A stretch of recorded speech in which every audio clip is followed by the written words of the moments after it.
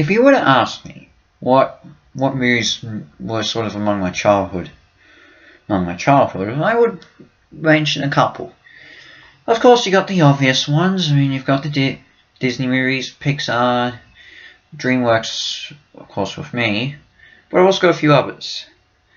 A few live action ones, to be honest. I mean, you got the likes of George of the Jungle, Dudley Do-Right, The Goonies, of course, being another one.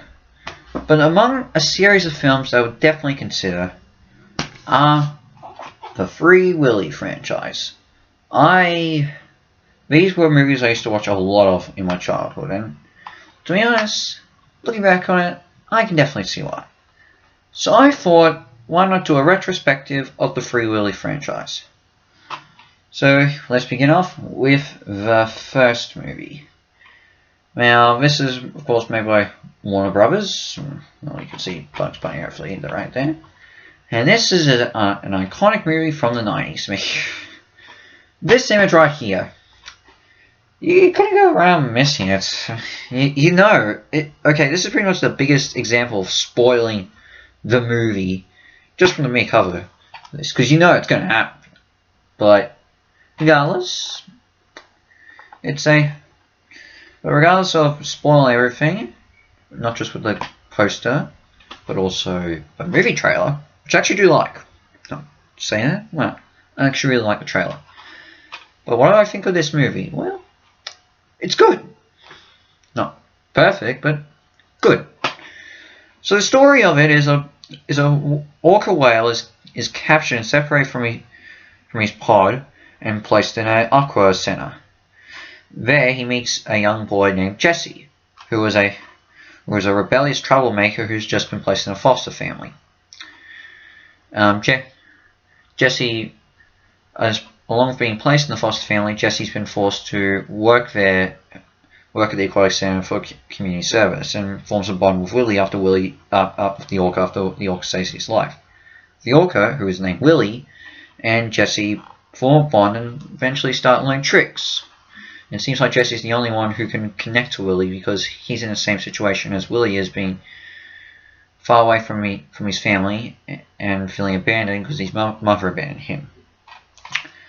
So, and it's up to Jesse to. And when Jesse realizes that Willy's family is out there, he does everything in his power to get Willy home.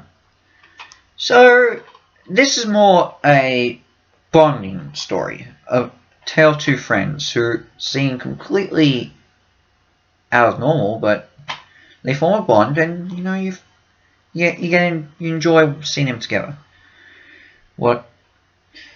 You completely relate to them. You like all these characters, and you want to make sure that they turn out fine, except for the greedy ones. Get to them in a bit. Jesse is a relatable kid, helped very well by the performance of Jason James Richer. Yes, he's a rebel and is a bit of a delinquent, but you understand his background and know the sort of pain and trauma he's going through. Of course, Willy is also, the orca, Kaliko, I think his name was, the orca who played Willy, is charming to see, and Willy is what makes these movies, honestly, for pretty much everyone. The outside characters are okay. I like the Zookeep. I will admit, they're not quite memorable in this. The only exception being Randolph, who is played by August Schollenberg. He has a spiritual connection to orcas due to his native tribe, and he's fine, but he gets better on the other movies. The other people in it's like the foster family. They're fine, but they're not perfect. And the zookeeper lady in this, who helps Randolph out, she could have been cut from this movie because she doesn't really appear at anything else to it. In fact, she doesn't appear in the other movies. Well, the other movies of the main trilogy, but we'll get to that. The villains are also pretty weak. I mean, they're just a basic. The people who run the zoo are wasting a lot of money taking care of Willy, and when he fails to do a demonstration because of him getting upset because of dumb children, they decide to kill Willy and earn millions from as part of damages and all that. Yeah, they're really bad, but thankfully they don't focus on that much. It's only with the conflict and them getting Willy back when he's trying to escape. That said, the escape scene is a really good scene, and an iconic moment in cinema, without doubt. There is and I'm pretty sure this will teach kids a few things. I mean, especially when it comes to echolocation, when it comes to orcas, especially the scene where those kids are banging on the window, getting Willy's attention when it's upsetting him during live performance. So yeah. And of course, as you know, there was at least a song provided by Michael Jackson in this. He did this in all three of the original trilogy. And it's alright. We'll get to that soon. But regardless, well, Free Willy is definitely a movie for the kids to see. It's a pleasure, and definitely something I reckon many people, even adults, probably really love. And yeah, I love it too. It's a good movie. A little bit later, we would get a sequel, the first of the sequels, that being Free Willy 2: The Adventure Home. Now, I've looked up the critic scores on this, and to be honest, they surprised me. Critics hated this when it came out. It's like, I'm surprised it got about Free Willy 1 got I think a 60%. This got dropped down to 33, I believe, on Rotten Tomatoes. I believe. I haven't checked that up in a while, but so that surprised me because honestly, I think this is a good sequel, possibly even better than the original in my opinion. So yeah, I guess I could explain a bit of the plot to this. This is a retrospective, and I'm sure all of you know how it happened. So Willy's back in the wild and is living with his family. Jesse is also. It's been a 2-year gap from the first movie. Jesse is adapting well to his foster family, but after finding out that his biological mother has passed away and he now has a half brother, he feels very insecure about it, especially because his younger brother Elvis is a bit of a dickwad. Pardon the language. On his summer break, he reunites with Randolph, and eventually he learns that Willy's around this cove that he's on vacation with, and the two finally reunite after 2 years. They continue to bond, and it's through Willy that Jesse starts to make advances on Randolph's goddaughter. What was one? Well, yeah, basically Nadine, Randolph's goddaughter Nadine. Jesse forms a bit of a bond with her. I mean, he's at that point where girls start to be attracted to him. But one night, an oil tanker crashes into the cove, releasing a ton of oil that blocks Willy, his sister Luna, and his brother Little Spot from getting back to their mother, and it also gets Luna really sick. The main person in charge of the oil offers to help Jesse get the whales out, but he eventually backflips his decision and offers to sell the whales to a marine camp for performances. So Jesse, Nadine, and Elvis, who helps Jesse find out about the plot, unite to try and get Willy and his family back to their mother. And yeah, okay, it's another one of these 90s environmental message movies. I talked about this before in Blinky Bill, the mischievous koala. I mean, to be honest, most of the Free Willy movies always have an environmental message, but this one definitely has the most blatant. I mean, we've seen these movies before. There's the prejudiced people who won't listen and just want to make money and don't care about nature, and the message is, oh, nature's more important than that. You need to protect everything. I get it. I mean, this is the 90s we're talking about. We saw this in everything. It was everywhere. You've seen this message in so many movies, family movies for that matter, even adult ones. I mean, look at the list. I mean, you got Pocahontas, Ferngully, Dances with Wolves. As I said, Blinky Bill and Mischievous Koala had a environmental message, and of course all the Free Willy ones do. But look, I haven't seen Dances with Wolves in a while, but from what I remember, it was actually okay. And as I said, I really enjoyed Blinky Bill because, to be honest, they focus a bit more on Blinky trying to find his mother again, so that was a bit different. And I feel like it was handled a lot better, honestly. the madness of Fern Gully, or I mean the insanity of Fern Gully, and I guess the complete bore of Pocahontas. Let's say I didn't like those movies when I grew up. I mean, okay, Pocahontas I liked, but now I start to see its faults a bit more. And well, Fern Gully I just thought wasn't. Looking back on now, I just think I don't remember much about Fern Gully. It was more of like an acid trip. Again, pardon the language, but regardless. So honestly, I think Free Willy 2 was definitely a step up from the first movie. Jesse is given more layers, and again you understand what he's going through. And while you don't see Coleco that much, there was a lot of special effects in this. The effects were handled pretty well, by the way. It's actually pretty well done. Willy still seems real, and I appreciate that. Randolph is also good to see as well. Nadine is just the generic love interest. Jesse's foster parents, well, they're a lot better than the first movie. They don't really serve much to the plot. Okay, honestly I like his foster father more than his foster mother. But yeah, not too bad. Elvis has a bit of a character arc, but not much. Sorry. But most of the while, you can kind of get a bit annoyed with him. Just saying. The villains, once again, yeah, they're a lot worse than this, honestly. Especially the oil tycoon. He says he's going to help Jesse, then backflips, and yeah, you get the picture. Money, money, money. You know, this whole money plot line is another reason why I like Blinky Bill so much, is because they're actually not trying to make a profit with that much. They don't mention the money aspect. In fact, I don't think they even mention money in the whole movie at all. It's just keeping families together. That was what the humans wanted, I believe. Yeah, but yeah, as I said, this basically falls into the same plot line, you know, that old thing. But regardless, outside the villains and a few other things. Okay, as I said, the special effects are handled well enough, but not as grand as the first movie. Especially when Willy jumps to get his family out of the barricade. That definitely is fake now I look back on it. And also, I definitely think the Michael Jackson song in this, Childhood, is actually a lot better song than what was in the song in the first movie. So yeah, handled well.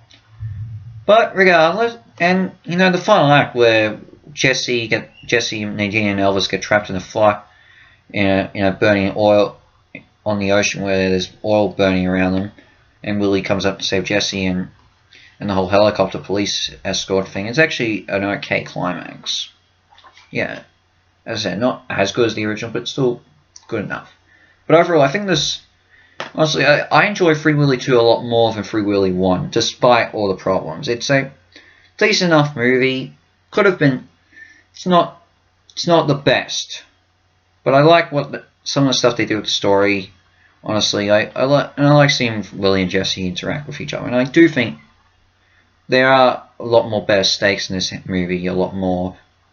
Yeah, I just feel like it's a slightly better experience for me. But I still don't get why it got such a decrease. Maybe if it only got a 10% decrease on Rotten Tomatoes, then maybe I would be okay with it. But decreasing it to say 33, that's a little bit too harsh, honestly, from my opinion. Next up, we had the third movie, Free Willy 3: The Rescue. Again, with the story, it's another 2-year time jump. Jesse reunites with Randolph again, and he now becomes a junior marine biologist, determined to save Willy, to keep the orca population in check, which has slowly gone downward in recent years. Jesse reunites with Willy, and finds out that he's about to have a baby with his mate Nikki. But they're kind of in danger because there are a bunch of greedy fishermen who are determined to hunt down Willy's pod and sell him to make him £100 sushi. No, basically, I think that's what they say in the movie. Jesse meets the son of the fishing boat's captain, Max, who is sort of put off in a way with some of the events that happen, especially after Willy helps Max out when Willy gets a spear thrown at him. But yeah, Max, well, he likes fishing with his father. He's sort of put off a little bit about it. Max develops a friendship with Jesse, and Willy, and eventually agrees to help him try and stop his father from doing a secret from assassinating Willy. Can they do it in time? You bet. I think you know what happens. So yeah, this is a bit. Honestly, this is the darkest of all the Free Willy movies. The whole fisherman's aspect, yeah, it falls into the whole nature is good themes with the other ones, but yeah, it's a darker movie, and even the music is a lot more darker. In fact, I don't think you hear the main Free Willy theme that often in this. Yeah, Jesse is still good in this, and I like him for it, and so is Randolph. They're both as perfect as ever. Max is actually a really good teenager. In fact, I found Max is a really good addition. Really, the actor who played Max is a lot better than the actor who played Elvis in Free Willy 2. I found Max a really good character in this. He's got a good arc, and he's really good. In fact, his dad and the whole fisherman thing are actually much better villains than the first movie. That's these other two movies. I found these actually okay people who just wouldn't listen. They've got an understandable motive. They're just trying to, well, especially his dad, he's just trying to feed his family. He's doing what he knows. He's doing what he does. I don't mind. This is actually handled well. And the ending climax, well, not as grand as the first two, actually works well to its advantage. And you know what? What happens in it is actually a really good scene where Willy teaches him what he's learned. Calico, of course, plays Willy again. This is the last movie we saw him before Calico died. Calico, what was it? Regardless. So yeah, it's a bit bittersweet, but yeah, it's alright. Again, we have a Michael Jackson song, and much like Free Willy 1, I really don't remember it, to be honest. But honestly, this is definitely the highest ranking of the movies I find. And you know, I really would agree with it, but there's just something I just don't know. I don't know, Free Willy 3 always seems to be one that sort of goes anywhere with me in terms of what I think. Honestly, I just stick with watching the climax and a few scenes with Jesse and Randolph. But I will admit, it's still a good movie. I'm not sure if I can consider this the best.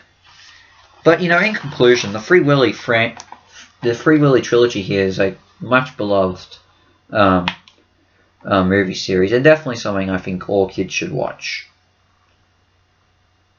But we're not done yet. Hang on. Brace myself for this. Let's do it.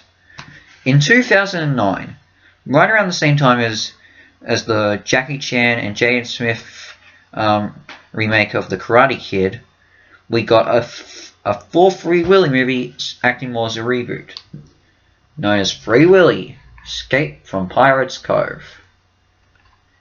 In this one, we see a new Willy, a new story. This time we focus on a young girl called Kira, who was sent to South Africa to spend her summer with her grandfather after her father gets seriously injured. Her grandfather runs a theme park which isn't really that good.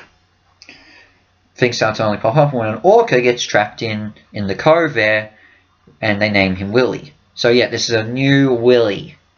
Yeah. And Kira wants to send Willy back into the wild.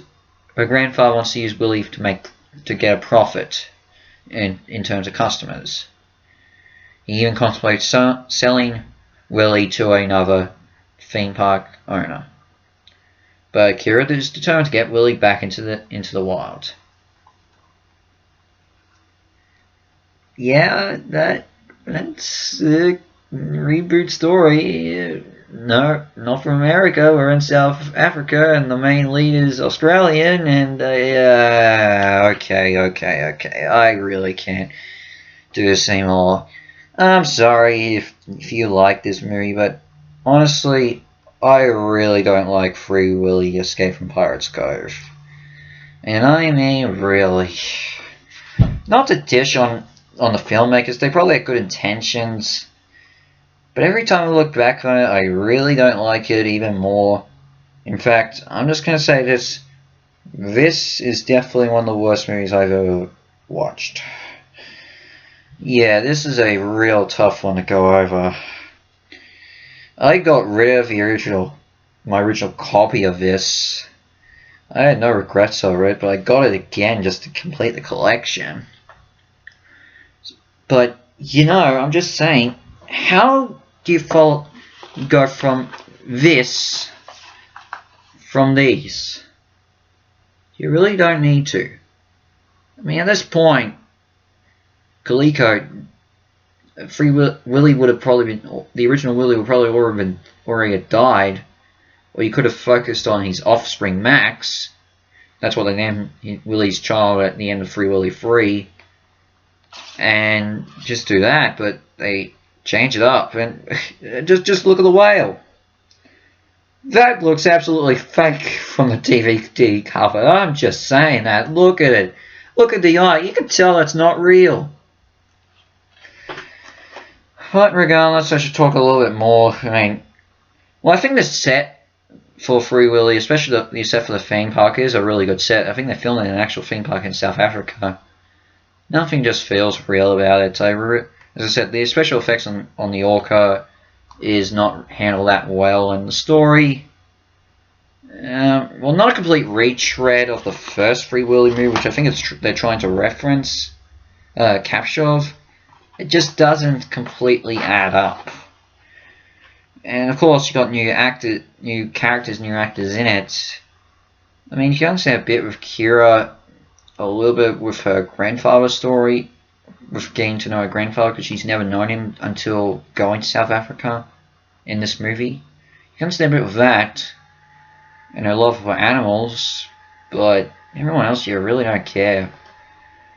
And the actors, well, Bo Ridges as the grandfather is not bad, but it can be very unlikable at times. And then of course we get to the big one. Bindi Owen in her first... Bindi Owen, this is her first movie she ever started. Well, okay, not the first. She made a cameo, as I said, in Crocodile Hunter Collision Course. But this is her first major movie. In fact, even more surprising, Robert Owen actually makes a cameo in this. And he was about... at this point, I think he was about 4 or 5 during filming of this. He just makes a quick cameo, not even credited in it. I mean, he made cameos a bit before. He made a cameo after this in the second SpongeBob SquarePants movie, but he's credited in that. He's the Australian version because he just did dubbing, but well, regardless, anyway. Look, as you know, I am huge fans of the Irwins. I really am. My praise for Steve Irwin and what he's accomplished is pretty much said in my other videos, like 10 great. My look on his documentary 10 Deadliest Snakes, Crocodile Hunter Collision Course, and Happy Feet. And I love watching the Irwins right now. In fact, I love watching their new show, Crocky It's the Irwins. I love that show. And even then, Bindi's a good actress. She's done a lot of good things. She's done really good music. She's a great dancer. And I even liked her performance in Return to Nim's Island.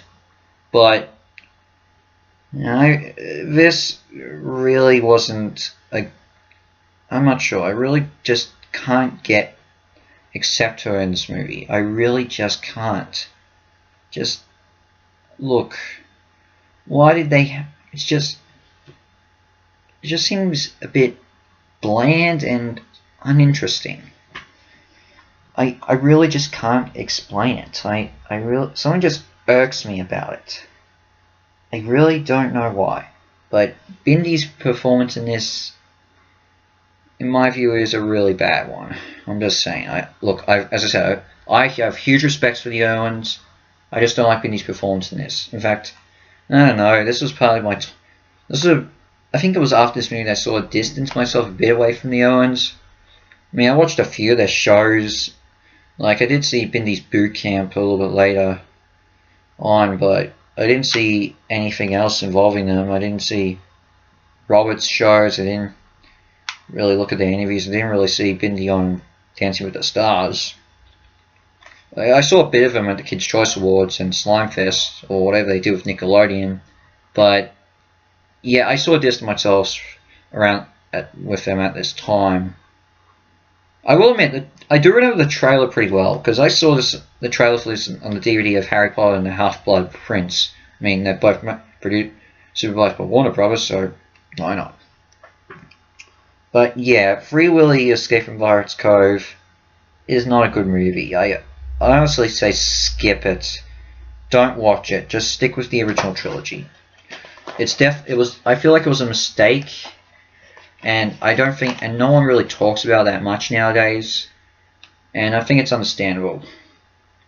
But in the end, honestly, in terms of the original trilogy, I love them. They're childhood classics, and I always get a smile out of them when I pop them in every once in a while.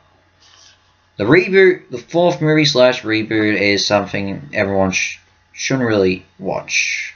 No one should really. As I said, if you like the Owens, give it. If you like Bindi Owen, give it a go. But yeah, I wouldn't recommend watching it. You can skip it and not miss out on anything, because it's a reboot, and they didn't really mention anything. Yeah, this could have been its own real movie. They didn't have to make it part of Free Willy, the Free Willy franchise, but yeah. But as I said, I'm sure Free Willy has a place in everyone's hearts. Actually, oh yeah, one more thing.